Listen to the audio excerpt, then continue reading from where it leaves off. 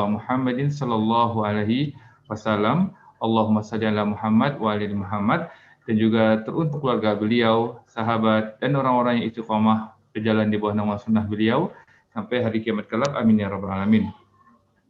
Apa kabar Bapak dan Ibu semua? Kami doakan semoga selalu dalam keadaan sehat walafiat bersama keluarga tercinta. Alhamdulillah pada malam hari ini, pada kajian Thalibul Ilmi FKUI 91 kali ini kita akan bersama guru kita Al-Ustadz Ahmad Zainuddin dengan tema kajian makna ikhtiar di masa pandemi. Dan sebagaimana biasa, sebelum kajian kita mulai, izinkan kami untuk membacakan beberapa tata tertib terkait adab kajian online kita pada malam hari ini. Yang pertama, diharapkan kepada seluruh peserta kajian untuk menggunakan nama sebenarnya yang mudah dikenali. Yang kedua, diharapkan selama kajian berlangsung, audio mohon dimatikan agar kajian dapat berjalan dengan lancar dan baik tanpa ada gangguan. Yang ketiga, kepada Bapak dan Ibu, khususnya kepada ibu-ibu atau akhwat, fitur videonya harap dimatikan. Dan yang keempat, mari kita sama-sama mencatat ilmu yang kita dapatkan pada malam hari ini agar kajian kita bermanfaat dan penuh berkah. Dan juga kami juga menghimbau kepada Bapak dan Ibu agar kajian tidak direkam dan tidak disebarkan sebelum ada izin dari Ustadz ataupun panitia dan kajian. Dan juga terakhir, akhir-akhir ini Ustadz, sepertinya di Zoom ada masalah kadang ya di akhir-akhir sesi, terutama sesi tanya jawab, kendala teknis. Semoga dimudahkan Allah Subhanahu wa taala kajian kita sampai akhir. Nanti di sesi terakhir akan dibacakan jawab pertanyaan dari Bapak dan Ibu oleh moderator. Akan tetapi jika terdapat kendala teknis, kami mohon bantuan kepada Ustadz untuk membacakan pertanyaan yang dikirimkan panitia langsung kepada Ustadz nantinya. Semoga dimudahkan oleh Allah Subhanahu wa taala. Mungkin tanpa memperpanjang mukadimah lagi kepada Ustadz, kami persilakan. Assalamualaikum warahmatullahi wabarakatuh. Waalaikumsalam warahmatullahi wabarakatuh. Bismillahirrahmanirrahim. Innal hamdalillah nahmaduhu wa nasta'inuhu wa nastaghfiruh wa na'udzu billahi min shururi anfusina wa sayyiati a'malina. Man yahdihillahu fala mudilla lahu wa man yudlil fala hadiya lahu. Wa asyhadu an la ilaha illallah wahdahu la syarika lahu wa asyhadu anna Muhammadan 'abduhu wa rasuluh. Ya ayyuhalladzina amanu taqullaha haqqa tuqatih wa la tamutunna illa wa antum muslimun. Ya ayyuhan nasu taqu rabbakum alladzi khalaqakum min nafsin wahidah wa khalaqa minha zawjaha wa batha minhuma rijalan katsiran wa nisaa'a wattaqullaha alladzi tasaaluna bihi wal arham innallaha kana 'alaykum raqiba. Ya ayyuhalladzina amanu taqullaha wa qulu qawlan sadida yuslih lakum a'malakum wa yaghfir lakum dhunubakum wa man yuti'illaha wa rasulahu faqad faza fawzan 'azima. Amma ba'd, fa inna asdaqal hadithi kitabullah wa ahsanul hadi hadi Muhammadin sallallahu alaihi wa ala alihi wasallam wa syarrul umuri muhdatsatuha wa kullu muhdatsatin bid'ah wa kullu bid'atin dhalalah wa kullu dhalalatin finnar. Alhamdulillah, kita bersyukur pada Allah Subhanahu wa taala pada hari ini Ahad malam Senin 18 Jumadil Akhir 1442 Hijriah, kita dimudahkan oleh Allah Subhanahu wa taala untuk duduk bersama di dalam sebuah kajian Islam ilmiah membahas tema makna ikhtiar di masa pandemi. Salawat dan salam semoga selalu Allah berikan kepada Nabi kita Muhammad sallallahu alaihi wa ala alihi wasallam, pada keluarga beliau, para sahabat, serta orang-orang yang mengikuti beliau sampai hari kiamat kelak. Dengan nama-nama Allah yang husna dan sifat-sifat yang mulia, kita berdoa, Allahumma inna nas'aluka ilman nafi'an wa rizqan tayyiban wa amalan mutaqabbala. Wahai Allah, sesungguhnya kami mohon kepada Engkau ilmu yang bermanfaat, rezeki yang baik, dan amal yang diterima. Allahumma amin. Ahibbati hafizakumullah, Bapak Ibu, saudara-saudari kaum muslimin yang saya cintai karena Allah. Semoga Allah Subhanahu wa taala selalu menjaga kita. Pada kesempatan kali ini kita membahas tema makna ikhtiar di masa pandemi. Kalau kita perhatikan atau sebelum kita perhatikan tema ini disebabkan beberapa sebab, terutama ini kan Fakultas Kedokteran sangat erat kaitannya dengan tenaga kesehatan, dan hari-hari ini lagi sedang dimulai untuk vaksinasi terutama bagi tenaga kesehatan dan juga bagian-bagian yang sangat vital di pemerintahan dan juga di masyarakat untuk pertahanan sebuah negara. Oleh karena itulah timbul tema ini kita angkat sehingga benar-benar kita di atas ilmu pengetahuan agama, atas apa yang kita kerjakan seputar vaksin dan juga seputar berikhtiar secara umum di masa pandemi. Kalau kita perhatikan masalah ikhtiar, kita akan dapati di dalam konteks agama berkaitan dengan perkara tawakal. Oleh sebab itulah, sebelum saya akan masuk kepada masalah hukum berobat, kemudian hukum vaksin, kemudian hukum berobat dengan hal yang haram, maka kita akan membahas sebagai pendahuluan, yaitu permasalahan yang berkaitan dengan tawakal. Karena ikhtiar, jika kita bicarakan, dia adalah bagian pembicaraan yang berkaitan dengan tawakal.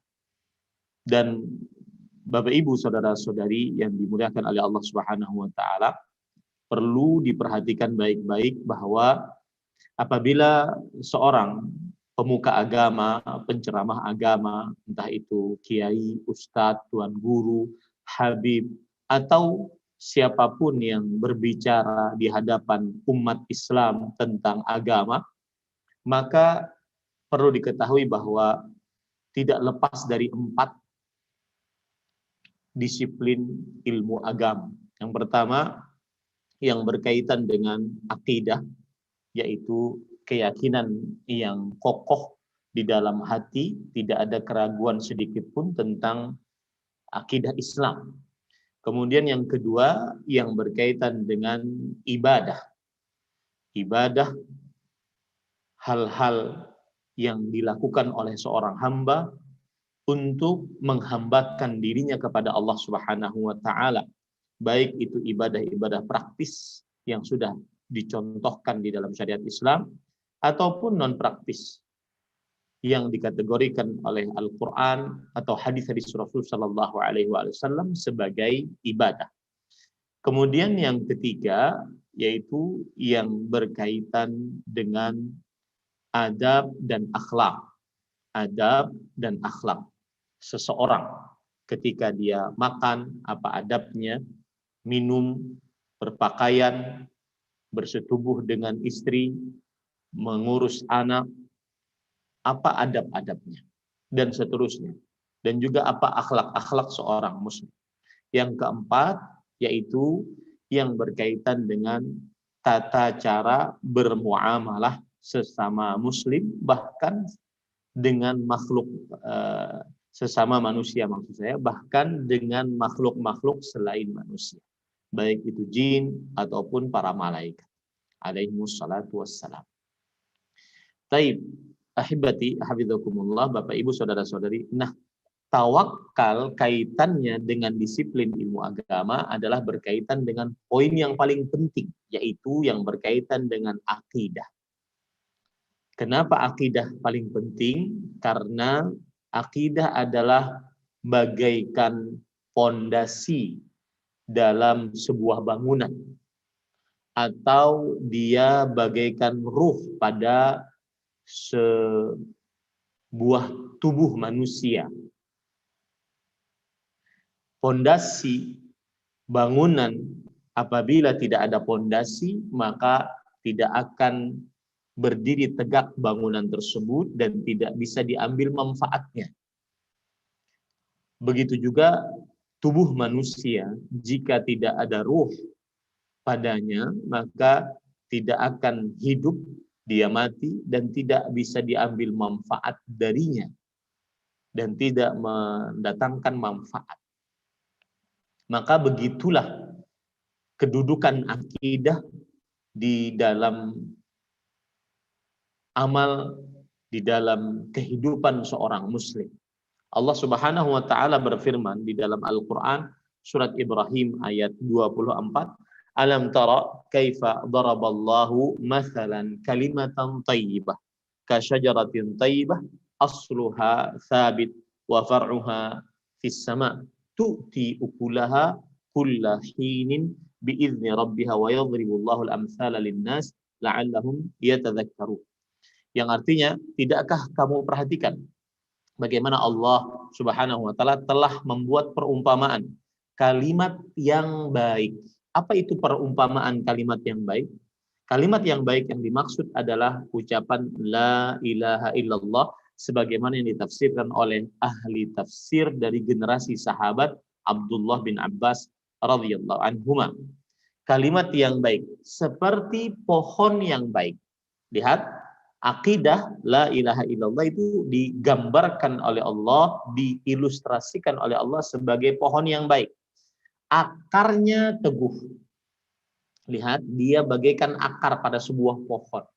Dan cabangnya menjulang ke langit. Kalau seandainya akarnya teguh, maka pohonnya akan tumbuh.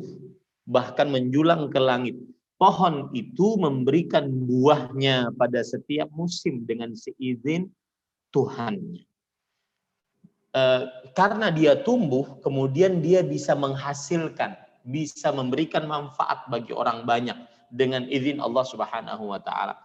Begitulah seorang yang beriman, apabila dia berakidah yang benar, maka amal-amalnya akan tumbuh.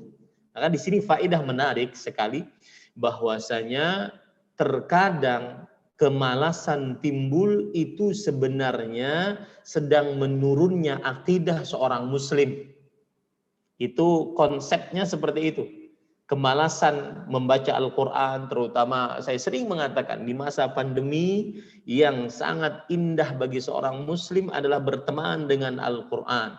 Dia membacanya, dia menghafalnya, dia mendengarnya, dia mentadabburinya, dia mengamalkannya. 5 interaksi manusia dengan Al-Quran sangat-sangat indah dilaksanakan saat masa pandemi. Maka saat malas membaca Al-Quran, maka pada saat itu sebenarnya dia sedang rendah akidahnya terhadap janji-janji Allah Subhanahu wa taala. Karena orang yang akidahnya kokoh, dia seperti pohon yang menjulang ke langit kemudian berbuah, diambil buahnya oleh manusia, bermanfaat. Makanya Allah di akhir ayat mengatakan Allah membuat perumpamaan itu untuk manusia supaya mereka selalu ingat. Yang malas-malasan meskipun tenaga kesehatan, malas-malasan di dalam mengerjakan ibadah-ibadah wajib terutama salat, maka itu sebenarnya dia sedang turun akidahnya, atas akidahnya, keyakinan hatinya atas janji-janji Allah Subhanahu wa taala yang Allah Subhanahu wa taala sediakan di dalam Al-Qur'an ataupun hadis Rasulullah sallallahu alaihi wasallam, pahala-pahala besar di dalam surganya kelak. Maka sekali lagi Bapak, Ibu, saudara-saudari yang dimuliakan oleh Allah, pembicaraan kita ikhtiar di masa pandemi, makna ikhtiar di masa pandemi sangat erat kaitannya dengan perkara tawakal, dan tawakal bagian dari akidah seorang muslim. Bahkan perhatikan, sekarang kita masuk ke dalam poin-poin tawakal. Yang pertama, urgensi tawakal dalam kehidupan seorang muslim. Urgensi tawakal dalam kehidupan seorang muslim. Yang pertama, Sa'id bin Jubair rahimahullah. Saya sebutkan dulu urgensinya, nanti baru perkataan para ulama. Yang pertama, tawakal adalah sumber iman. Tawakal adalah sumber iman. Sebagaimana disebutkan di dalam kitab Musannaf Ibnu Abi Syaibah, perkataan seorang imamut tabi'in, Sa'id bin Jubair rahimahullah. Imamut tabi'in berarti beliau belajar dengan para sahabat radhiyallahu anhu. Beliau mengatakan, at-tawakkulu 'ala Allah jima'ul iman. Bertawakal kepada Allah adalah sumber keimanan. Bertawakal kepada Allah adalah sumber keimanan. Kemudian ada lagi perkataan yang menarik, urgensi tawakal yang kedua adalah tawakal kepada Allah adalah setengah iman. Tawakal kepada Allah adalah setengah iman. Bagaimana itu bisa terjadi? Coba perhatikan. Kita ini ada ayat yang hampir 17 kali sehari semalam kita baca, tetapi kadang-kadang tidak mewakili hati kita. Artinya tidak ditadaburi dengan baik. Ya, mungkin karena belum paham maknanya dengan baik, belum belajar, atau karena keseringan diucapkan akhirnya dianggap biasa. Yaitu ayat yang sangat luar biasa. Iyyaka na'budu wa iyyaka nasta'in. Hanya kepadamu kami beribadah, itu poin pertama dalam penghambaan diri kita kepada Allah, yaitu menegakkan ibadah kepada Allah dari mulai sholat, puasa, zakat, haji, baca Quran, berdoa, berzikir, berbakti pada orang tua, berbuat baik kepada tetangga, berkata-kata baik, beramar ma'ruf, nahi mungkar, dan seterusnya. Ya. Kemudian yang kedua, wa iyyaka nasta'in, dan hanya kepadamu kami minta pertolongan. Ini ibadah yang tadi tidak akan bisa kita kerjakan tanpa minta tolong. Nah, tawakal setengah dari iman. Bagaimana penjelasannya? Perhatikan sekarang. Perkataan Imam Ibnu Qayyim Al-Jauziyah rahimahullah, ulama Islam abad ke-8 Hijriah, wafat pada tahun 754 Hijriah. Di dalam kitab beliau yang sangat luar biasa, Madarijus Salikin, beliau mengatakan at-tawakkulu nisfuddin, yang artinya tawakal itu adalah setengah ajaran agama, wan nisfus tsani al-inabah, dan setengah yang kedua adalah beribadah kepada Allah Subhanahu wa taala. Fa innad dina isti'anatun wa ibadatun. Sesungguhnya yang namanya beragama Islam ada dua pokoknya. Yang pertama, minta tolong kepada Allah agar bisa beribadah. Yang kedua, ibadah itu sendiri. Minta tolong kepada Allah agar bisa beribadah, dan yang kedua, ibadah itu tersendiri. Kemudian beliau mengatakan, fattawakkulu huwal isti'anah wal inabah hiyal ibadah. Artinya tawakal adalah minta tolong kepada Allah. Iyyaka nasta'in.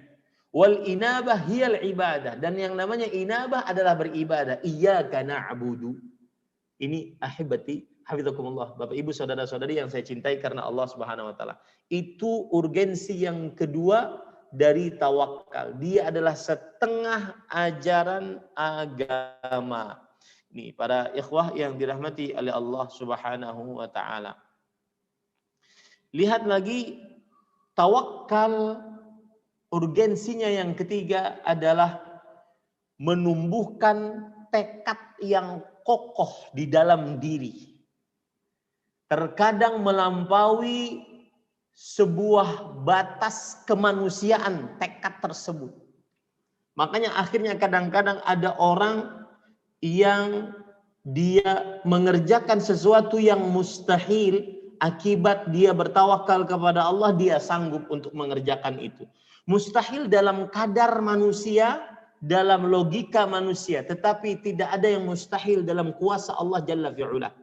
Lihat, perhatikan perkataan yang menarik lagi dari Imam Ibnu Qayyim Al-Jauziyah rahimahullah. Beliau mengatakan, walau tawakkal al-'abdu 'ala Allah haqqa tawakkulih fi izalati jabal min makanih wa kana ma'muran bi izalatihi la azalah. Subhanallah. Jikalau seorang hamba bertawakal kepada Allah dengan sebenar-benar tawakal dalam perkara menghilangkan gunung dari tempatnya, dan perkara tersebut diperintahkan oleh Allah, maka niscaya dia akan bisa menghilangkannya. Apa maksudnya di sini? Tentunya menghilangkan gunung tidak mungkin bagi seorang manusia. Akan tetapi itu menunjukkan sesuatu perkara yang mustahil kadang-kadang dalam kadar atau kapasitas berpikir manusia secara umum, tetapi dengan tawakal kepada Allah, maka yang dianggap mustahil dapat dikerjakan oleh manusia. Ini ahibati hafizakumullah ta'ala. Sekarang apa makna tawakal? Itu poin yang pertama tadi, urgensi tawakal. Yang pertama yaitu tawakal adalah sumber iman. Yang kedua, tawakal adalah setengah ajaran Islam. Yang ketiga, tawakal menumbuhkan tekad yang kokoh. Seorang nakes, saya pernah dicurhati, Ustadz gimana ya, saya ingin kerja tapi ada tanggungan di rumah, ada anak, ada suami. Ya, kalau dokternya laki-laki atau tenaga kerja, tenaga kesehatannya laki-laki, ada istri, ada anak, sekarang sedang lagi rame-ramenya, lagi senang-senangnya kita. Takut Ustadz masuk ke sana kerja kena COVID, nanti kepikiran macam-macam. Maka ahibati hafizakumullah, dengan tawakal kepada Allah Subhanahu wa taala, perkara-perkara yang dianggap buruk niscaya akan hilang. Lihat perkataan seorang sahabat Nabi, ahli tafsir. Bahkan beliau menantang, siapa yang lebih paham tentang tafsir dibandingkan aku, yang aku bisa mendatanginya dengan onta ke sana, aku akan datangi dia. Sehingga dia tahu bahwasanya aku lebih paham tentang tafsir dibandingkan dia. Ini bukan sombong, akan tetapi menampakkan sewajarnya agar orang belajar kepada beliau. Yaitu Abdullah bin Mas'ud radhiyallahu anhu. Beliau mengatakan, "Wa ma minna illa walakinnallaha yudhibuhu bitawakkul." Ini yang setiap hari mungkin sedang bekerja, setiap hari dirundung perasaan tidak nyaman, perasaan tidak tenang. Kata Abdullah bin Mas'ud radhiyallahu anhu, ingat ya Ibu, Bapak Ibu, sedikit menyimpang. Saya berbicara seperti ini, ya, saya berbicara seperti ini bukan ahli tawakal, ya, bukan ahli tawakal. Tetapi ini adalah penyampaian ilmu. Adapun mempraktekkan pada diri sendiri ini sangat susah, sangat sulit. Saya bukan ahli tawakal, tapi kita berusaha. Mudah-mudahan dengan mempelajari ini kita bisa bertawakal. Dalam artian apa? Saya pun sering merasakan yang tidak nyaman. Lihat beliau mengatakan, wa ma minna, tidak ada di antara kita kecuali ada perasaan merasa bernasib buruk, merasa bernasib sial. Walakinnallaha yadhhabuhu bitawakkul. Tetapi Allah menghilangkannya dengan cara bertawakal. Itu 3 urgensi minimal, bukan semuanya, tetapi minimal itu salah satu dari pentingnya tawakal. Baik. Sekarang apa sih tawakal? Secara etimologi, tawakal ada berbagai macam makna. Disebutkan di dalam Kamus Besar Bahasa Arab yang ditulis oleh Imam Ibnu Manzur dalam kitabnya Lisanul Arab. Beliau mengatakan tawakal yang pertama adalah istaslama ilaih, berserah diri kepadanya. Seorang bertawakal secara bahasa adalah dia berserah diri kepadanya. Yang kedua, idza dhaminal qiyama bihi. Artinya, jika dia menggabungkan dirinya dengannya. Dia menggabungkan dirinya dengannya. Ini yang kedua. Yang ketiga, i'tamada fi amrihi, jika dia menyandarkan dirinya kepadanya. Ya, tadi menyerahkan diri, kemudian bergabung dengannya, kemudian bersandar kepadanya. Kemudian yang keempat, para ikhwan yang dirahmati oleh Allah Subhanahu wa taala, yaitu izharul ajz wal i'timad 'alal ghair. Apa artinya? Memperlihatkan kelemahan dan bersandar kepadanya. Jika kita berbicara tentang konteksnya bertawakal kepada Allah, berarti kita berserah diri kepada Allah, menggabungkan kekuatan kepada Allah. La haula wala quwwata illa billah. Ya. Kemudian setelah itu seseorang bersandar kepada Allah Subhanahu wa taala. Yang keempat yaitu memperlihatkan diri ini lemah, diri ini fakir, diri ini hina, rendah. Yang kuat hanya Engkau ya Allah, yang perkasa hanya Engkau, yang kuasa hanya Engkau. Itu, dan itu yang paling disukai oleh Allah. Saya berpesan untuk diri saya pribadi sebelum Bapak Ibu saudara-saudari sekalian, coba belajar saat kita berdoa kepada Allah, terutama saat sujud. Terutama saat sujud, saat sholat sendirian. Belajar berlezat-lezat dengan lisan dan hati menghinakan diri kepada Allah. Doa yang sangat indah dari Rasulullah SAW. Allahumma anta rabbi wa ana abduk wa ana ala ahdika wa wa'dika mastata'at. Abu'u laka Allahumma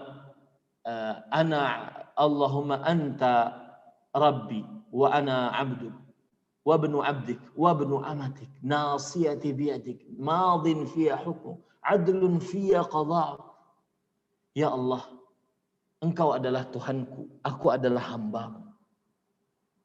Aku budakmu dan anak dari budakmu, orang tua kita. Dan anak dari budakmu yang perempuan, ibu kita. Nasiyati biyadik. Nasibku di tanganmu. Madin fiya hukmuk. Telah berlalu, pasti berlalu keputusanmu padaku. Adlun fiya qada'uk. Yang artinya adil di dalam diriku semua keputusan yang Engkau telah tegakkan. Ini berlezat-lezat menghinakan diri di hadapan Allah Subhanahu wa taala. Kemudian Rasulullah SAW melanjutkan doanya, Allahumma inni as'aluka bikulli ismin huwa lak sammaita bihi nafsak aw anzaltahu fi kitabik aw 'allamtahu ahada min khalqik أو استأثرت به في علم الغيب عندك أن تجعل القرآن ربيع قلبي ونور صدري وجلاء حزني وذهاب همي وغمي. Aku mohon kepada Engkau ya Allah. Nanti saya akan copy pastekan doanya, mudah-mudahan bisa dihafal. Aku mohon kepada Engkau ya Allah dengan segala nama yang husna yang Engkau miliki, yang Engkau namai dirimu dengannya, yang Engkau sebutkan di dalam Al-Qur'anmu, yang Engkau ajarkan melalui Rasulmu, ya atau yang Engkau simpan di dalam ilmu gaibmu. Hendaklah Engkau menjadikan Al-Qur'an sebagai penenang hati. Wallahi, demi Allah, di masa pandemi tidak ada yang lebih indah. Saat di rumah aja, saat mungkin menjaga pasien, ya, tidak ada yang masa indah kecuali lisan berzikir, membaca Al-Quran, memahami makna-maknanya, menghafal Al-Quran. Ini Bapak Ibu, saudara-saudari yang dimuliakan oleh Allah. Kemudian secara istilah syariat, terminologi syar'i, apa itu tawakal? Tawakal, Bapak Ibu, saudara-saudari yang dimuliakan oleh Allah, yang paling mudah dikatakan oleh Al-Hafidh Ibnu Rajab Al-Hambali rahimahullahu taala, ulama Islam abad ke-7 Hijriah, beliau mengatakan sidqu i'tibadil qalbi 'ala Allah azza wa jalla fi istijlabil manafi' wa daf'il madar min umuri dunya wal akhirati kulliha. Yang artinya kuatnya sandaran hati kepada Allah azza wa jalla dalam perihal meminta kebaikan atau menolak keburukan dari perkara-perkara dunia ataupun akhirat seluruhnya. Ya, saya ulangi, kuatnya sandaran hati. Ini ada perkataan menarik. Manusia itu kadang-kadang dia harus diuji, yang dengannya dia akhirnya mengeluarkan tawakal kepada Allah. Ya, dan kadang rasa tawakalnya kepada Allah itu tidak keluar kecuali saat ujian, saat lapang, saat nyaman, saat tidak ada pandemi, nggak keluar itu. Tetapi saat dia dalam keadaan sulit, mau tidak mau, di depan, anggap saja di depan ada lautan, di belakang ada musuh, kanan kiri juga bahaya, maka tidak ada lain kecuali dia hanya hasbiyallah wa ni'mal wakil. Cukup bagiku hanya Allah, dan Allah sebaik-baik tempat bersandar. Ya, ada perkataan menarik dikatakan oleh Al-Hafidh Ibnu Rajab Al-Hambali. Ini terutama bagi kawan-kawan tenaga kesehatan yang akhirnya dengan takdir Allah, mudah-mudahan kita dijauhkan terpapar COVID-19 dan semoga disembuhkan oleh Allah Subhanahu wa taala. Dan yang meninggal dengan izin Allah, kita berharap mereka adalah orang-orang yang mati syahid karena Allah Subhanahu wa taala. Kadang sulit. Lihat perkataan Al-Hafidh Ibnu Rajab. Beliau mengatakan innal karba, sesungguhnya kesulitan, idza ishtad, jika semakin sulit, wa tanaha, semakin memuncak, wa ta'azam, semakin membesar, fahasala lil 'abdi al-iyas an kashfihi min jihatil makhluqin. Saat itulah ini yang kadang-kadang kita hilang dari diri kita. Kita nggak dapat dalam keadaan nyaman, sehat, aman, nggak ada pandemi, nggak dapat perasaan ini. Fahasala lil 'abdi al-iyas, maka saat itu terjadi pada seorang hamba putus asa. Putus asa untuk apa? An kashfihi min jihatil makhluqin. Putus asa untuk minta bantuan kepada makhluk. Sudahlah, kawan tidak bisa bantu, dokter paling hebat nggak bisa bantu. Fahasala lil 'abdi al-iyas an kashfihi min jihatil makhluqin.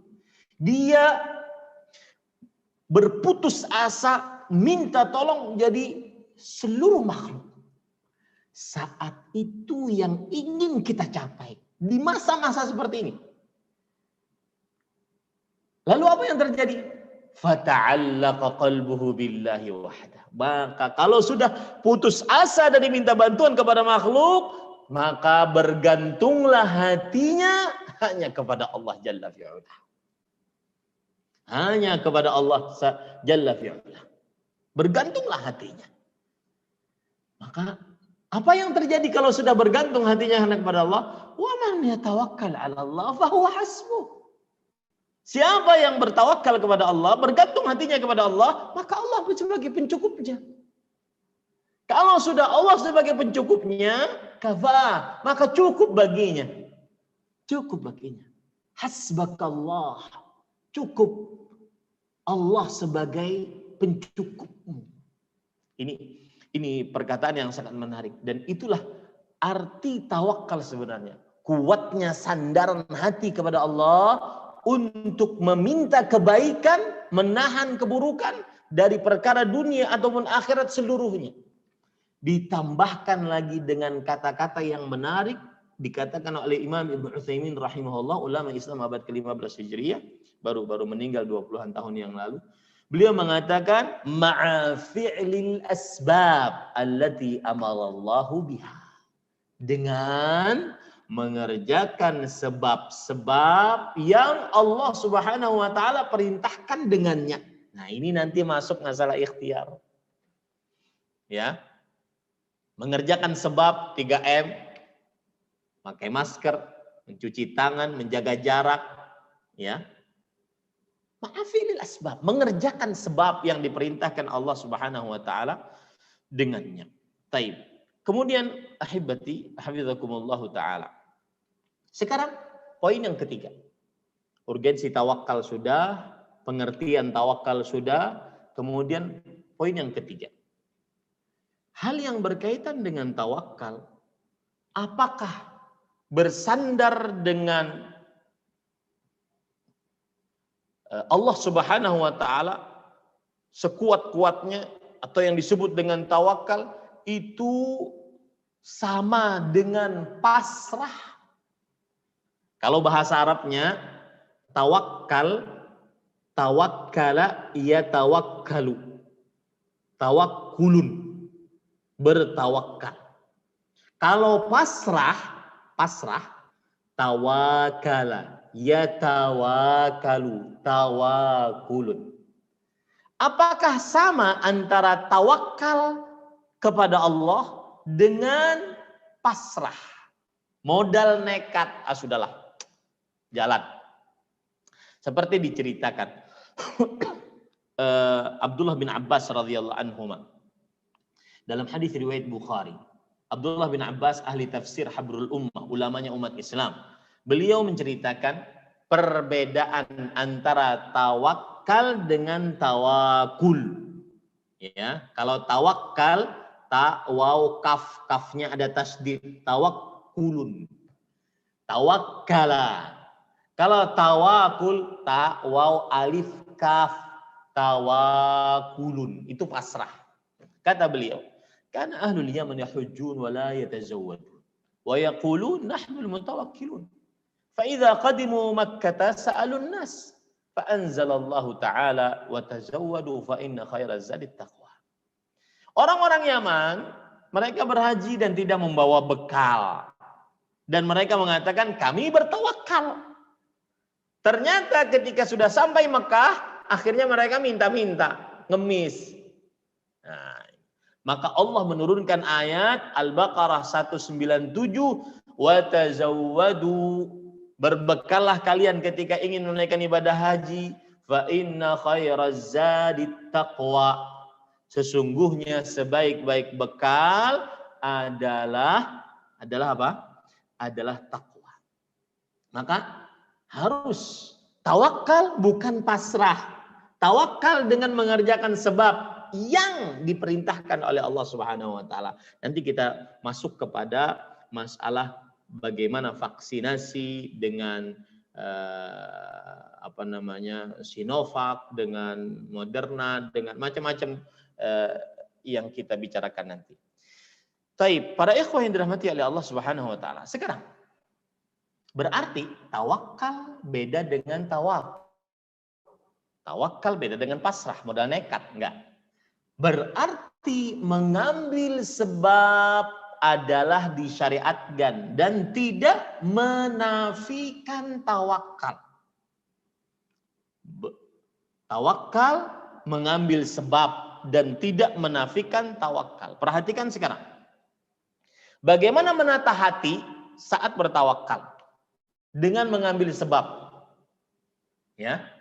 Sebelumnya saya ingin berbicara dulu tentang sebab. Oh, nanti deh, sebab itu kita bicarakan nanti.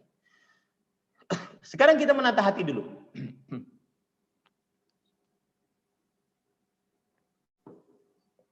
Beliau mengatakan, Imam Ibnu Qayyim Al-Jauziyah rahimahullah dalam kitab beliau Al-Fawaid, beliau mengatakan, sirrut tawakkuli wa haqiqatuhu huwa.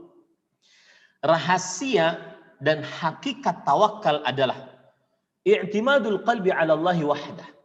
Bersandarnya hati kepada Allah semata. Fala yadurruhu, maka tidak membahayakannya, mubasyaratul asbab, langsung mengerjakan sebab. Tawakal tidak menafikan pengerjaan sebab. Ma'khuluwil qalbi minal i'timadi 'alaiha warrukuni ilaiha. Tapi dengan syarat hati harus kosong dari bersandar kepada sebab. Contoh-contoh sebab diantaranya obat, diantaranya vaksin, diantaranya baju perang yang dipakai oleh Nabi Muhammad SAW, nanti akan saya jelaskan. Ya, dengan syarat harus kosong hati dari bersandar kepada sebab dan menjadi tumpuan kepada sebab. Enggak, harus kosong. Ya, saya ulangi, rahasia dan hakikat tawakal adalah bersandarnya hati kepada Allah semata.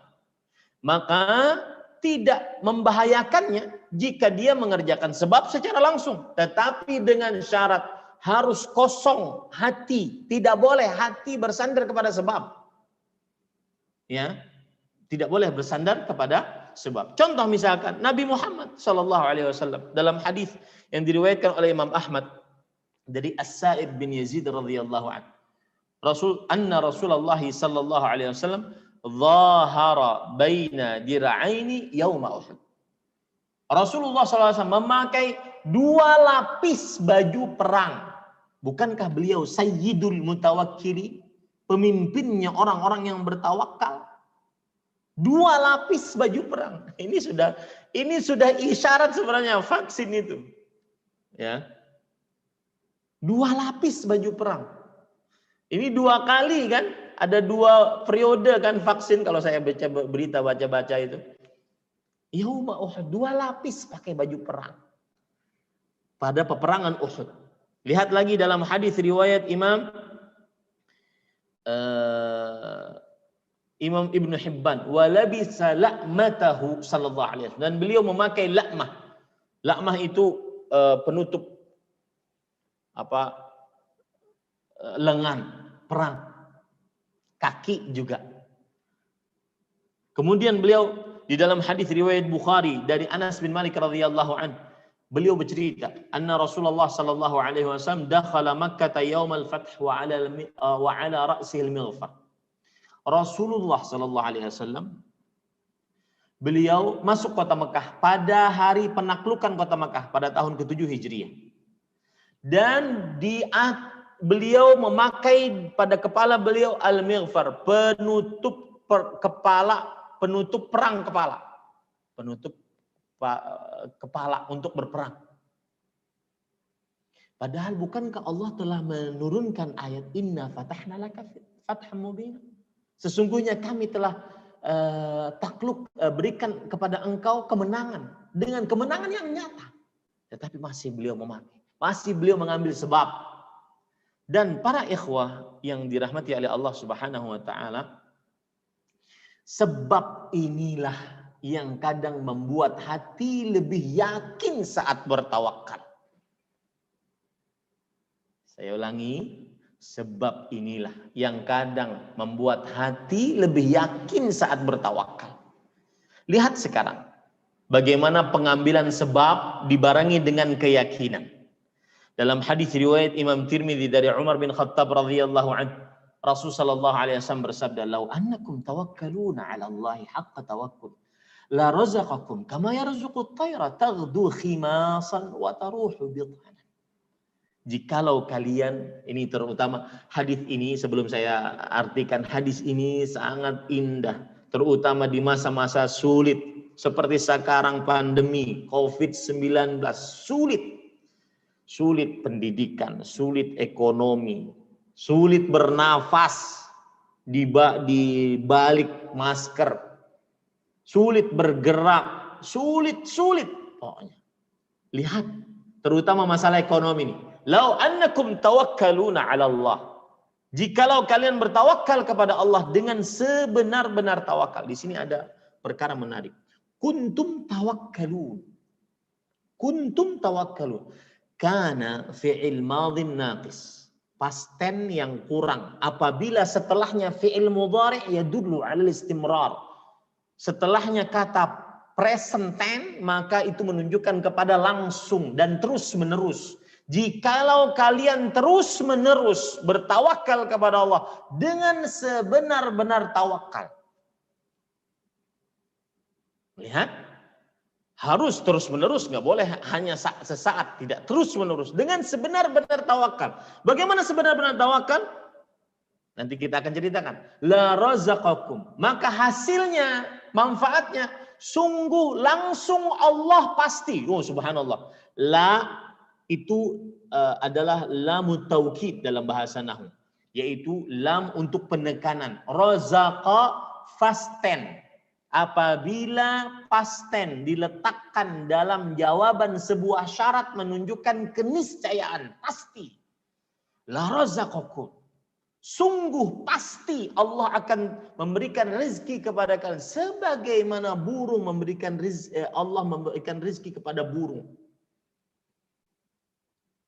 Tapi dengan syarat taghdu khimasan, keluar dulu di pagi hari dalam keadaan perut kosong, kemudian keluar pulang dalam keadaan di sore hari dalam keadaan perut sudah terisi, bahkan bawa bekal untuk anak-anaknya yang di sarangnya.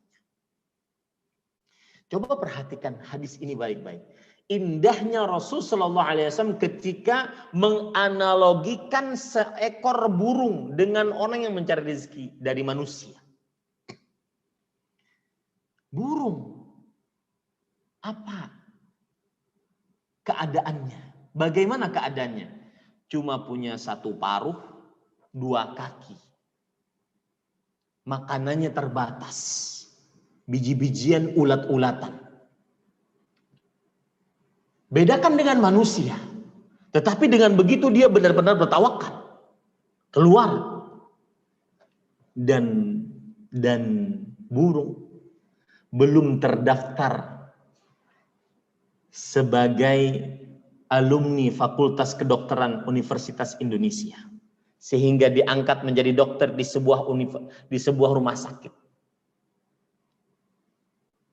Belum punya klinik. Burung tidak terdaftar sebagai PNS. Taghdu khimasan, dia keluar aja, jalan nyari. Taruhu bitanan, pasti langsung la razaqakum. Pasti langsung Allah Subhanahu wa taala berikan rezeki. Ini tawakal. Ini para ikhwan yang dirahmati. Dan hadis ini subhanallah saya rasakan waktu itu saya diundang ke Brunei, kemudian mengisi kajian, saya tinggal di samping masjid. Kemudian di depan masjid tersebut ada pohon besar. Itu benar hadis ini terjadi. Ketika subuh, sebelum sholat subuh, itu hening gitu. Kemudian setelah sholat subuh, burung-burung pada keluar.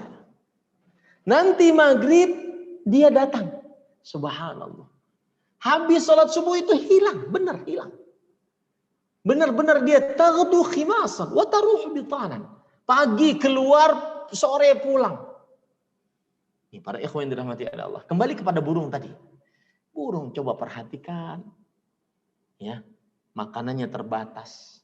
Anggota tubuhnya terbatas. Tetapi bagaimana Allah memberikan rezeki kepada dia? Tidak terdaftar mempunyai pekerjaan. Tetapi bagaimana Allah memberikan rezeki kepada dia dengan tawakal dan mengerjakan sebab. Manusia, kalau ada nama hewan atau jenis makhluk omnivora, herbivora, karnivora, pemakan tumbuhan, pemakan daging, pemakan apa saja, itu manusia. Ya, itu manusia. Bahkan subhanallah saya pernah diceritakan ketika saya berbicara seperti ini. Oh itu betul Ustaz. Di beberapa daerah sapi-sapi jadi kurus karena makanan sapi dedak saingan sama manusia. Manusia pun makan makanan itu. Bahkan, mohon maaf ini, bahkan sebagian orang bukan hanya tumbuhan yang dia makan, bukan hanya daging yang dia makan, bukan hanya apa saja yang dia makan, api dia makan. Tuh, mohon maaf yang masih ngerokok. Api dimakan manusia. Bagaimana tidak tawakal? Manusia punya tangan, punya kaki, punya lisan, punya mata, punya pendengaran. Bagaimana dia tidak, semestinya dia lebih bertawakal kepada Allah Subhanahu wa taala di dalam pengaisan rezeki dibandingkan burung. Maka tidak ada kata bagi seorang muslim untuk tayas. Fa innahu la ya'asu min rauhillah illa al-qaumul kafirun. Sesungguhnya tidak ada yang berputus asa dari rahmat Allah kecuali orang kafir. Kamus hidup di dunia bagi seorang muslim tidak ada putus asa dari rahmat Allah Subhanahu wa taala. Ya. Tidak ada putus asa dari rahmat Allah Subhanahu wa taala dalam pilihan rezeki, enggak ada. Dan subhanallah, ada lagi yang menarik para ikhwan yang dirahmati oleh Allah Subhanahu wa taala. Terkadang, ini poin selanjutnya, terkadang mengerjakan sebab yang sedikit menghasilkan yang banyak dengan tawakal kepada Allah. Seperti siapa? Kisahnya siapa? Kisahnya Maryam alaihissalam. Ketika sudah melahirkan, kemudian diusir oleh orang-orang Yahudi karena dianggap sebagai wanita pezina, dikejar-kejar, akhirnya lari dalam keadaan ibu-ibu semuanya sudah mengetahui bagaimana lemahnya, letihnya saat sesudah melahirkan. Berat. Tetapi kemudian sang anak menginginkan air susu ibunya. Maka Allah Subhanahu wa taala mengatakan kepada Maryam alaihissalam dalam surat Maryam ayat 25, "Wa huzzi ilaiki bidhid'in nakhlah tusaqit 'alaiki rutaban janiyya." Ini juga indah para ikhwan yang dirahmati oleh Allah Subhanahu wa taala, yang artinya dan goyanglah pangkal pohon. Wanita lemah karena habis melahirkan disuruh goyang pangkal pohon, bukan dahan pohon kurma, bukan, pangkal pohon. Pangkal pohon kurma itu ke arahmu, goyang tuh, goyang. Jadi gini-gini aja, goyang. Niscaya pohon itu akan menggugurkan buah kurma yang masak kepadamu. Allahu Akbar. Para ikhwah yang dirahmati oleh Allah Subhanahu wa taala, sedikit pelajaran di sini menarik, yaitu perkataan dari Amr bin Maimun, seorang tabi'i. Ini mungkin bisa dimasukkan ke dalam perkara kesehatan yang berkaitan dengan Al-Qur'an. Ma min syai' khairun lin nufasa minat tamri war rutab. Tidak ada sesuatu apapun yang lebih baik untuk wanita-wanita nifas dibandingkan kurma yang kering yang disebut dengan tamr ataupun yang rutab yang disebut dengan kurma yang kering. Seperti ini gambarnya. Saya punya gambar, dan ini salah satu nikmat di zaman sekarang, belajar agama bisa sudah ada gambarnya, maka kita perlihatkan. Ini rutab namanya. Ya. Kemudian ini kurma namanya. Ya, kurma yang sudah kering. Ya. Maka tidak ada sesuatu yang paling bermanfaat bagi orang yang bertawakal, bagi orang yang nifas dibandingkan kurma dan rutab, sebagaimana perkataan Amr bin Maimun berdasarkan ayat Al-Qur'an yang kita baca tadi, surat Maryam ayat 25. Bapak Ibu, saudara-saudari yang dimuliakan oleh Allah Subhanahu wa taala, sekarang kita sudah jam 9.40 menit, sudah hampir 1 jam saya berbicara. Saya akan masuk kepada poin penting, yaitu yang kita bicarakan adalah tentang vaksinasi dan berkaitan dengan ikhtiar. Saya rasa tentang ikhtiar tadi sudah selesai beberapa poin, ya. Sekarang kita masuk kepada vaksinasi. Ada beberapa bahasan di sini dan ini lebih condong kepada masalah fikih. Yang pertama, hukum berobat. Yang kedua, hukum berobat dalam agama Islam. Yang kedua, hukum berobat dengan yang haram. Yang ketiga, hukum vaksin. Ahibati, hafizakumullahu ta'ala, terjadi perbedaan pendapat di antara para ulama tentang vaksin, tentang berobat. Ini poin pertama dulu, tentang berobat. Yang pertama adalah tidak berobat lebih utama. Dan ini yang ditegaskan di dalam mazhab Hambali. Bahwa Imam Ahmad rahimahullahu ta'ala berkata, uhibbu liman i'taqada tawakkula wa salaka hadha tariqa taraka tadawiya min syurbid dawa wa ghairihi. Artinya, aku lebih suka bagi siapa yang meyakini tawakal dan menjalani jalan tawakal, meninggalkan berobat. Ya. Dan tidak meminum obat. Ya, ini para ikhwan yang dirahmati oleh Allah Subhanahu wa taala. Kemudian juga Imam Al-Marwazi mengatakan, al-ilaju rukhsah wa tarkuhu darajatun a'la minhu. Wa binahwi hadza qala an-Nawawi. Yang artinya berobat sebuah keringanan. Meninggalkan berobat adalah derajat yang lebih tinggi darinya. Dan dengan pendapat seperti ini adalah yang dikatakan oleh Imam An-Nawawi rahimahullahu ta'ala. Mereka memiliki sebab. Kata mereka, sebabnya adalah bi anna tarkahu tafaddulan wa ikhtiyaran lima ikhtarahu Allah wa ridan bima qaddara wa tasliman lahu. Yang artinya meninggalkannya adalah sebuah keutamaan dan memilih apa yang dipilihkan oleh Allah. Jadi Allah memilihkan untuk dia sakit dan dia boleh mengatakan bahwasanya ini takdir Allah. Berarti saya menerima pilihan Allah Subhanahu wa taala dan ridha dengan apa yang Allah takdirkan, menerima dengan sebenar-benar penerimaan. Baik. Dalil yang dipakai adalah hadis yang dari Atha bin Abi Rabah radhiyallahu anhu, bahwa Abdullah bin Abbas radhiyallahu anhuma berkata kepada Atha bin Abi Rabah, "Ala urika imra'atan min ahlil jannah?" Qultu bala. Kata Abdullah bin Abbas kepada Atha bin Abi Rabah, "Maukah engkau kuberitahukan tentang wanita penghuni surga?" Aku berkata, "Tentu." Qala hadhihi al-mar'atu as-sauda atatin Nabiy sallallahu alaihi wasallam faqalat inni usra wa inni atakashaf fad'u Allah li. Yang artinya ini perempuan yang berkulit hitam.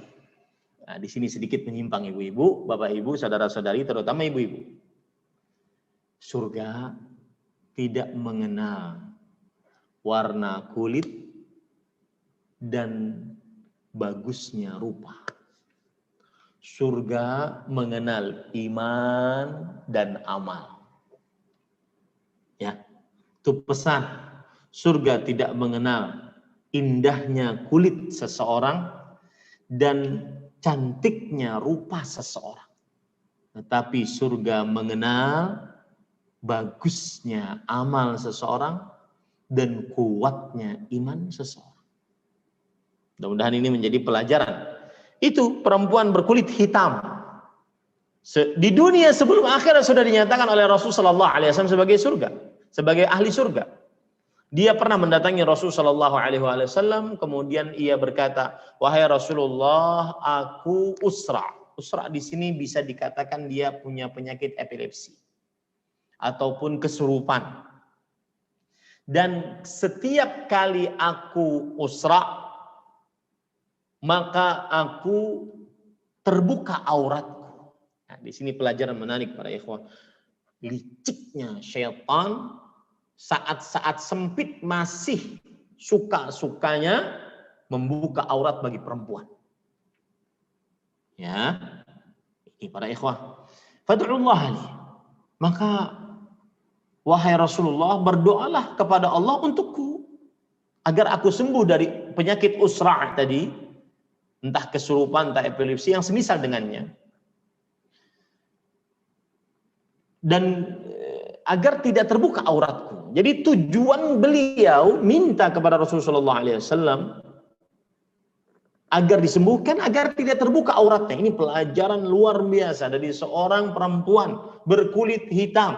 Makanya menutup aurat bukan karena kecantikan, tetapi karena syariat Islam yang memerintahkan para wanita muslimah untuk menutup aurat. Ya. Fad'ullah li. Maka berdoalah engkau kepada Allah, wahai Rasulullah SAW, untukku. Maka Rasulullah SAW menjawab, in syi'ti sabarti walakil jannah. Jika engkau suka, engkau bisa bersabar dan bagimu surga. Lihat, sabar dan bagimu surga. Ini pendapatnya Imam Ahmad. Sabar, bagimu surga. Wa in syi'ti da'utullah an yu'afiki. Jika engkau mau, aku akan berdoa kepada Allah. Semoga Allah mengabulkan doaku dan menyembuhkan engkau. Faqalat. Maka wanita ini mengatakan, asbir, kalau begitu aku bersabar. Nah, inilah. Ini pelajaran menarik juga. Generasi tiga generasi terbaik. Para salaf saleh, para sahabat, para tabi'in, para tabi'ut tabi'in. Salah satu cita mereka adalah bagaimana selamat setelah kematian. Ya, makanya beliau mengatakan sabar karena janjinya surga. Faqalat inni atakashaf fad'ullaha an la atakashaf fad'alah. Tapi wahai Rasulullah, auratku terbuka. Engkau tidak mendoakan aku agar sembuh, tapi auratku tetap terbuka. Bagaimana? Maka doakan agar aku tidak terbuka aurat. Ini pelajaran menarik. Sebenarnya beliau punya alasan. Kalau auratnya terbuka tidak berdosa. Karena beliau dalam keadaan tidak sadar. Tetapi tetap sebagai seorang wanita muslimah. Saya sering mengatakan. Tidak ada sesuatu yang paling berharga bagi wanita muslimah. Setelah akidahnya. Selain auratnya. Kesuciannya. Kemaluannya. Itu yang paling berharga bagi wanita muslim. Kalau sudah terenggut kesuciannya, kemaluannya, maka sudah tidak ada harganya lagi. Makanya beliau berdoa, aku terbuka auratku, doakan agar tertutup. Maka Rasulullah SAW pun mendoakannya. Para ikhwan yang dirahmati oleh Allah Subhanahu wa taala, mereka juga pendapat Imam Ahmad juga berdalil bahwasanya para sahabat, para tabi'in belum berobat. Bahkan sebagian dari mereka memilih sakit seperti Ubay bin Ka'ab, Abu Dzar radhiyallahu anhuma. Dan dengan sikap mereka seperti ini tidak ada yang mengingkari. Nah, pendapat yang kedua adalah berobat disyariatkan. Ini pendapat yang kedua dan ini pendapat jumhur. Jumhur artinya mayoritas ulama, disyariatkan. Ya. Kenapa demikian? Karena mereka menganggap bahwa menjaga nyawa salah satu maksud dan tujuan dari syariat Islam. Di sana ada 5 maksud tujuan syariat Islam. Yang pertama, menjaga nyawa. Yang kedua, menjaga agama. Yang ketiga, menjaga harta. Yang keempat, menjaga kehormatan. Yang kelima, menjaga akal. Ya. Makanya rokok diharamkan karena dia bertentangan dengan tujuan dari syariat Islam, karena terbukti rokok membunuhmu. Taib, para ikhwan yang dirahmati oleh Allah, dan dalil yang disebutkan oleh para jumhur ulama banyak, diantaranya Al-Quran surah An-Nahl ayat 69. Allah Subhanahu wa taala berfirman, fihi syifa'ul linnas, tentang madu. Di dalam madu terdapat obat bagi manusia. Kemudian juga dalam hadis yang dari Abu Darda radhiyallahu an, Rasul sallallahu alaihi wasallam bersabda, "Innallaha anzala ad-da' wad-dawa wa ja'ala likulli da'in dawa'an fatadawaw wa la tadawaw biharam." Sesungguhnya Allah menurunkan penyakit dan obat dan menjadikan setiap penyakit pasti ada obatnya, maka berobatlah wahai hamba Allah dan janganlah kalian berobat dengan yang haram. Nah, ini sebenarnya ada isyarat vaksin. Setiap penyakit pasti ada obatnya. Ya. Setiap penyakit pasti ada obatnya. Dalam hadis Usamah bin Syarik radhiyallahu anhu, beliau berkata, qalatil Arab ya Rasulullah ala natadawa? Wahai Rasulullah, apakah kita tidak berobat? Rasulullah SAW mengatakan, na'am ya ibadallah tadawaw. Iya wahai hamba Allah, silakan berobat. Fa inna Allah lam yadha' da'an illa wada'a lahu shifaan, atau qala dawa'an illa da'an wahidan. Qalu ya Rasulullah wa ma hu? Qala al-haram. Sesungguhnya Allah tidak meletakkan penyakit kecuali meletakkan untuknya pengobatannya, penyembuhannya, kecuali satu penyakit. Para sahabat bertanya, apa itu wahai Rasulullah sallallahu alaihi wa ala alihi wasallam? Beliau mengatakan kematian. Wallahu alam, para ikhwan yang dirahmati oleh Allah, bahwa berobat disyariatkan. Selesai permasalahan pertama ya. Sekarang para ikhwan yang dirahmati oleh Allah Subhanahu wa taala, permasalahan selanjutnya yaitu berobat dengan sesuatu yang haram. Maka jawabannya para ikhwah yang dirahmati oleh Allah Subhanahu wa taala, berobat dengan sesuatu yang haram diharamkan. Diharamkan. Karena Rasul sallallahu alaihi wasallam tadi bersabda, "Wala tadawaw biharam." Janganlah kalian berobat dengan sesuatu yang haram. Ya. Dengan sesuatu yang haram. Dan Allah tidak menjadikan pengobatan pada sesuatu yang diharamkan oleh Allah Subhanahu wa taala. Allah tidak menjadikan pengobatan pada sesuatu yang diharamkan oleh Allah Subhanahu wa taala. Nah, sekarang masuk kepada poin yang ketiga, yaitu adalah hukum vaksin. Maka para ikhwan yang dirahmati oleh Allah Subhanahu wa taala, hukum vaksin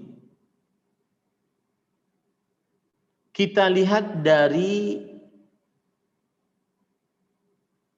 materi yang dipakai atau zat yang dipakai dalam vaksin tersebut, dan dia berbagai macam bagian.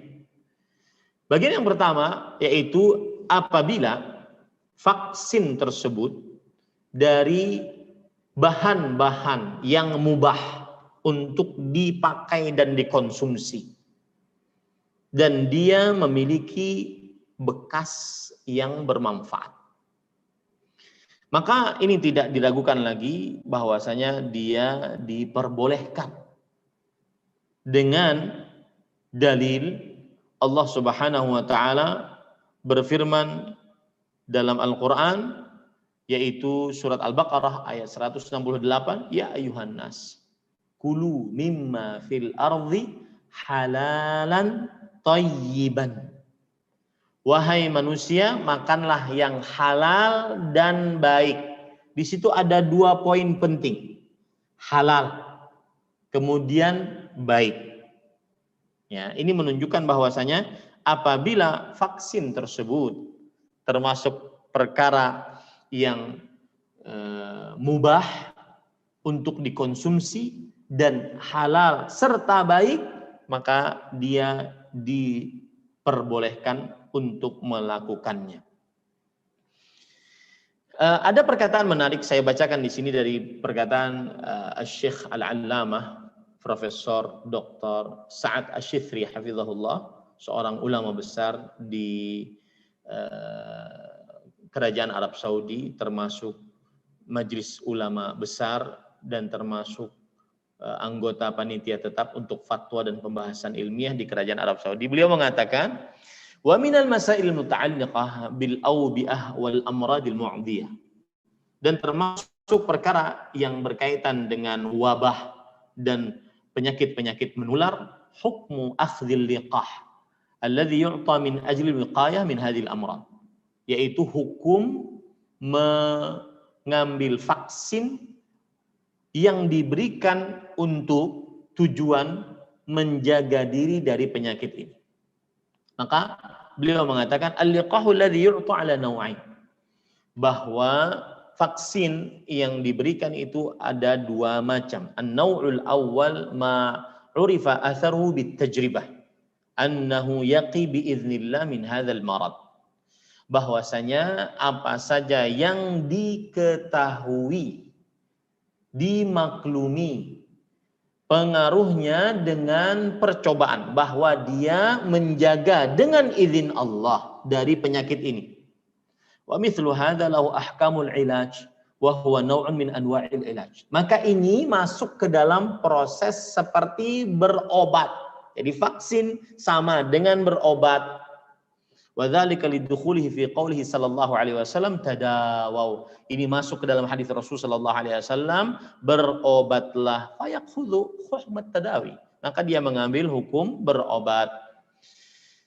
Ini para ikhwan yang dirahmati oleh Allah Subhanahu wa taala. Wa ba'dul fuqaha istashkala akhdhal liqah wa qala inna hadha liqah marad mukhaffaf yunqalu ila al-jasad liyatamakkana al-jism min muharabati al-marad al-thaqil liyata'awwad al-badan ala muqawamati al-marad. Kata sebagian ahli fikih mempermasalahkan ini pendapat yang kedua.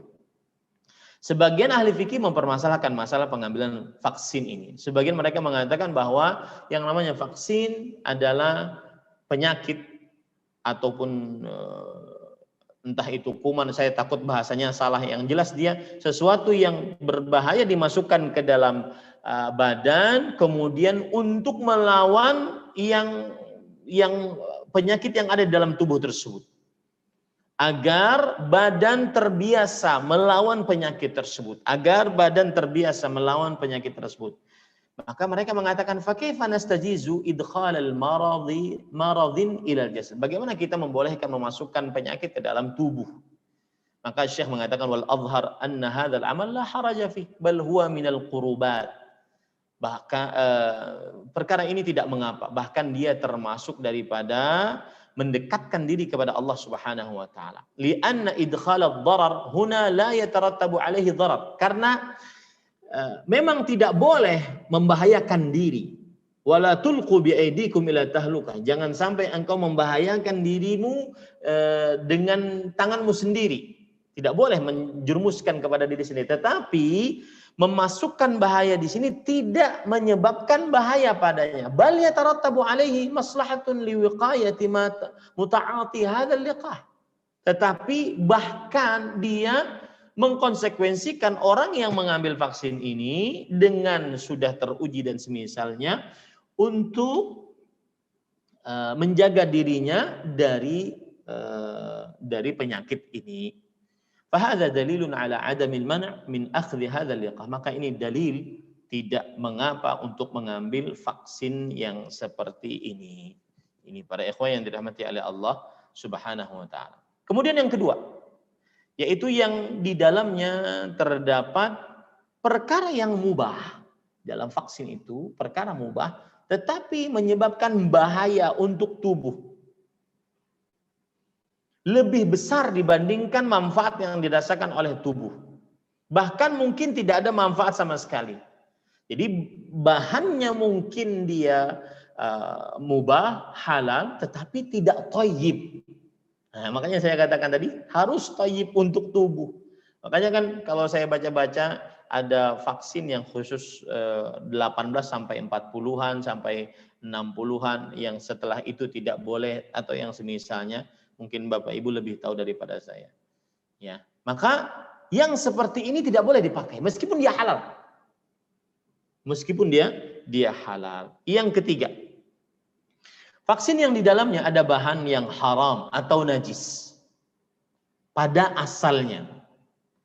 Akan tetapi sudah dibuat sedemikian rupa dan dicampur dengan bagian-bagian yang lain, akhirnya merubah namanya dan sifatnya menjadi sesuatu yang mubah, yang disebut di dalam bahasa agama yang disebut dengan istihalah. Entah bahasa Indonesianya apa, istihalah, dan itu mempunyai manfaat, sudah terbukti. Maka yang seperti ini, para ikhwan yang dirahmati oleh Allah Subhanahu wa taala, boleh untuk dipakai. Ya. Asal bahannya haram, kemudian dia dibuat sedemikian rupa menghilangkan zat yang haramnya dicampur dengan zat yang lain sehingga dia berubah maknanya, namanya, hakikatnya. Maka dan dia bermanfaat, maka ini diperbolehkan. Yang keempat yaitu bahannya berbahaya dan juga haram dan juga tidak diyakini manfaatnya, ya, tidak diyakini manfaatnya. Maka yang seperti ini, para ikhwan yang dirahmati oleh Allah Subhanahu wa taala, ini tidak diperbolehkan untuk diambil sebagai vaksin. Jadi beberapa poin: berbahaya, haram karena najis, kemudian tidak diyakini manfaatnya, terjadi perbedaan pendapat di antara para ahlinya, maka tidak diambil sebagai vaksin. Terakhir, saya ingin mengatakan tentang vaksin. Yang pertama yaitu kembalikan permasalahan ini kepada ahlinya. Ya, salah satu tanda hari kiamat adalah idza wusidal amru ila ghairi ahli. Jika diberikan perkaranya kepada bukan ahlinya, silahkan yang ahlinya untuk mengeluarkan pendapatnya secara resmi, ya, apakah dia halal, kemudian baik, setelah itu baru bisa dikonsumsi untuk siapa saja, maka silahkan. Dan yang bukan ahlinya berdiam diri, man samata naja, siapa yang diam dia selamat daripada dia sok tahu, daripada dia berbicara yang tidak dia ketahui. Allah Subhanahu wa taala berfirman, "Wala taqfu ma laysa laka bihi, inna sam'a wal basara wal fuada kullu ulaika kana anhu mas'ula." Sesungguhnya pendengaran, penglihatan, hati akan ditanya oleh Allah Subhanahu wa taala. Maka jangan berbuat kecuali di atas ilmu pengetahuan. Maka saya nasihatkan terakhir, jangan berbicara kecuali yang ahlinya. Jika ahlinya sudah memberikan rekomendasi, maka silahkan kaum muslimin untuk memakainya. Wallahu a'lam. Ini yang bisa saya sampaikan, dan sudah lumayan kita sudah berbicara ya. Sudah berapa lama tuh? Ya. Tidak terasa. Mohon maaf kalau kelamaan. Ada kalau fikir. Baik,